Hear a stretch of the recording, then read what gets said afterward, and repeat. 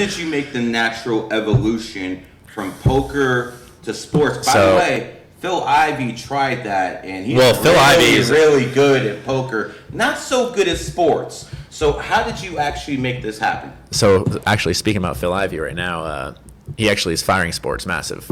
We bet against each other, things like that. He's I don't know exactly his.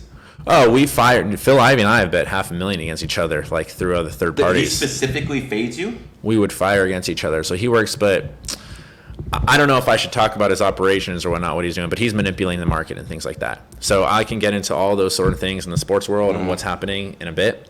I don't necessarily want to know if I want to say about his business or things like that, because I just want to know if you're, I've gambled massive against Phil Ivey. If you're really good at gambling, why the hell would anyone fade you? Well, because there's a lot of people like that are also think they're good at gambling, right? And for instance, like he may be good at some things, but has leaks in some areas as well. Okay. So one thing is if Phil Ivey found out, if I wanted to bet against, so what Phil Ivey is doing right now, he's betting massive on sports, and he's like manipulating the market, meaning like what he'll do is he'll fire a bunch here on team A, make the line go from like, for instance, +7 to like +8, and then try to bet it. That's nothing new. Yeah, exactly. People with large bankrolls can do that, and then he would try to fire +8. So now if I come pick up the other side at -8, and he found out it was me doing it, he would be scared to accept that action.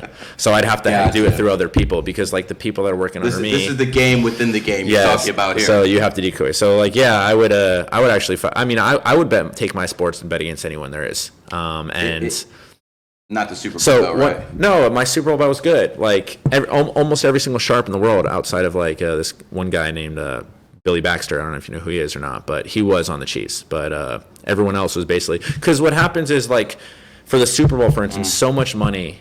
Like, so one event of the year that I'm basically banned from every casino, or if I'm not banned, I'm limited, meaning like they'll let me go in and I can bet like $20,000 for instance. But like the thing is, after they take my play, they're going to move the market, and I'm trying to bet hundreds of thousands. So it basically makes me not even able to ever bet it there. You don't have runners?